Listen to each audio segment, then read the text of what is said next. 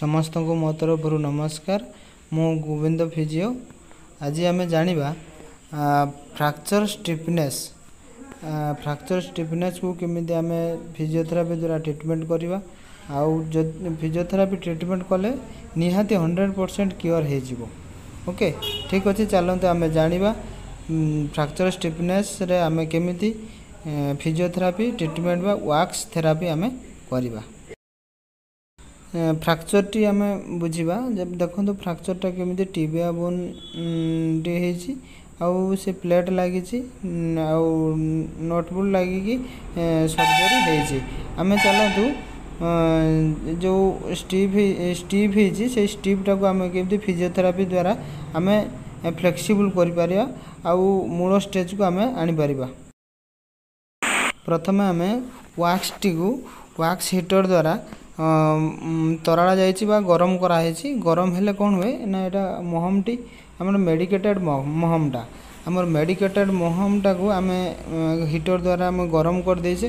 गरम करी आम कौन करचे ना जो सर्जरी होती जो जगह आमर आंठू आंठूरे सर्जरी होती आंठू तल को टिबिया बुनटा अच्छे से टिबिया बुन आम लेप देवा बा से जॉइंट रे आम लेप देवा जो जो माने सर्जरी होती जो जो जगार से जगार जो आंठूटार टोटाल आंठूटार ही लेप देदेबा से जो जगार आम स्टिफ हो जाए मैंने भांगुनी माने पूरा पूरा स्टिफ हो जाए आम से जगार आम महम लेप देवा वैक्स बात करवा।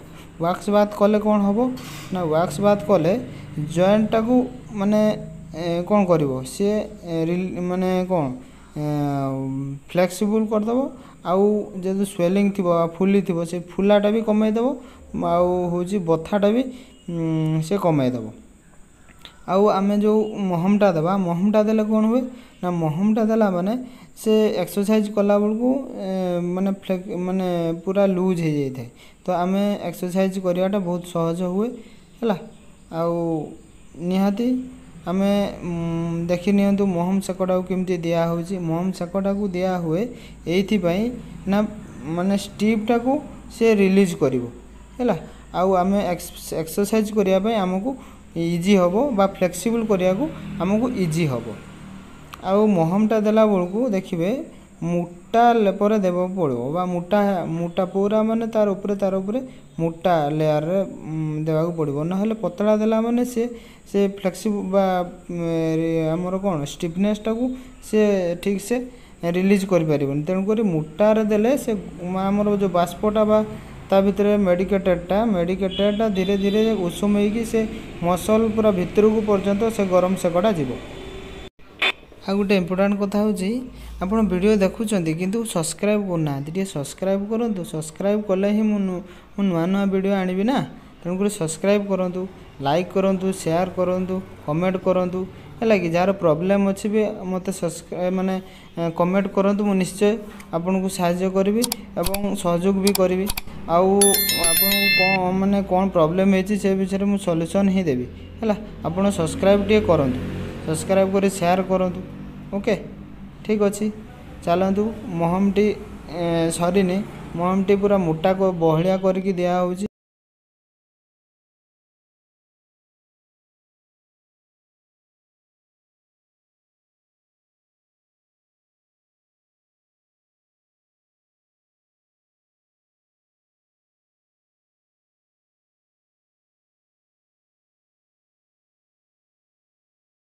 तापर महमटी दे सारा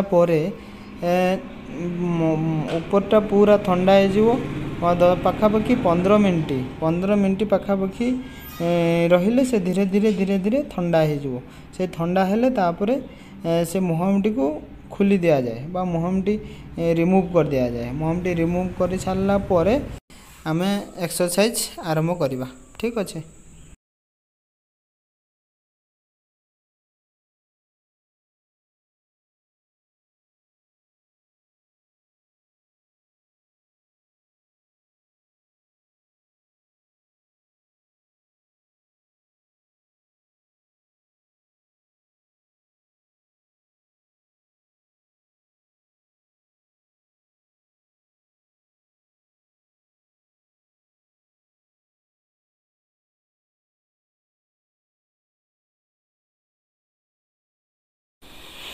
आमर वैक्सटी रिमूव हो जाइए। एबे पाटेला मोबिलाइजेशन करवा। पाटेला मोबिलाइजेशन मेनली मुख्यतः पाटेलाटी फ्री हेले जाए ही आंठुटी भांगिबो बा फ्लेक्सिबल हम। तेणुक पाटेला को आगे मोबिलाइज करा हबो हला तल ऊपर दी साइड इंटरनल आउ कौन आउटर लाइन बा इंटरनल एक्सटर्नाल ठीक अच्छे। तो पाटेला मोबिलाइज होची देखंतु केमिति होची। तापर आम कौन से कौन सर्कुमडक्शन करा पाटेलाटा को पूरा घुरई दिया चकीटा जदि फ्री जदि है नथिबो आपण भांगिबा महाकष्ट हो से पेसेंट को बहुत पेन भी हम ठीक अच्छे। देखो ये आगे रिलीज है पाटेला रिलीज है पर धीरे धीरे भंगा है देखिले भंगा हो धीरे धीरे प्रथम धीरे धीरे धीरे धीरे भांगे तापर 2-3 थर कि 4 थर भांगी सारा पर धीरे धीरे भितर को प्रेस माने जोर टिके देवे। जोर नदेला माने से स्टीपटा सबुदिन जदि धीरे धीरे करेंगे हेनी दिने दिने अधिक करते पड़ो अधिक करने पड़ो कहीं स्टीपटा अच्छी धीरे धीरे जोर टे करने पड़ो। सी पाखापाखि 5 दिन हाँ 5 दिन हो 5-6 दिन से पाखापाखि 70% इम्प्रूव हो जाए कि 70% इम्प्रूव एटा आमर फ्रैक्चर पर जो सर्जरी पर जदि फिजियोथेरापी करेंगे निहाती 100% क्योर हो। आपड़ जदि फ्रैक्चर हो आपणकर तापर स्टिफ हो जाइथिबो 5-6 मास पर करेंगे केबे केबे आपणकर रिलीज हेनी बा फ्लेक्सिबल हेनी। तेणुक आपड़ सर्जरी है सर्जरी पर पर आपड़ फिजियोथेरापी ट्रीटमेंट करेंगे। फिजियोथेरापी ट्रीटमेंट कले ही आपणकर बहुत शीघ्र फ्लेक्सिबल हो मूल स्टेज को निहाती चली आसो। चलतु एक्सरसाइज निजे निजे देखते केमती कर गोड़ ऊपर उठाऊँ SLR कर स्ट्रेट लेग रिजियल आमर ऊपर ऊपर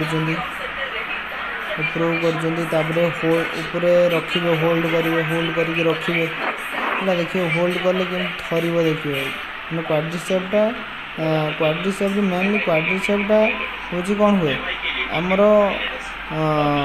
वीक हो जाए माने कौन रेस्ट नेले रेस्ट नहीं नहीं तार वीक हो जाए गोटे जिनसटा पड़ी रही निहाती वीक हम नहीं कि आमर जमी लुहाटा कौन हुए लुहाटा जदि माने 20-25 दिन के रहीगले तार कौन हुए रस्ट हो जाए कौन हुए माने कौन कि यहाँ देखो केमती आमर मसल कि थरुची देखो से मसल थरुची गोटेटा सारा पूरा थरुची होल्ड कर रखिपार आंखटा को टाइट कर रखिपारूनी ये देखो कि थरुची देखो है कि मैंने क्वाड्रिसेप मसलटा ही वीक अच्छी पूरा दुर्बल हो जाए। देखो रिसेंटली ट्रीटमेंट फिजियोथेरापी ट्रीटमेंट कर बहुत बढ़िया इम्प्रूव हो देखो के भांगी जाऊँ देखो पूरा फ्लेक्सिबल हो जाए। देखो आउ पाखापाखि माने आउ केते ये देखो आ पाखापाखि केते 30 डिग्री खंडे अच्छी आ 30 डिग्री खंडे अच्छी 30 डिग्री हो पूरा फास्ट स्टेज को पड़े आसो पूरा माने रिलीज हो।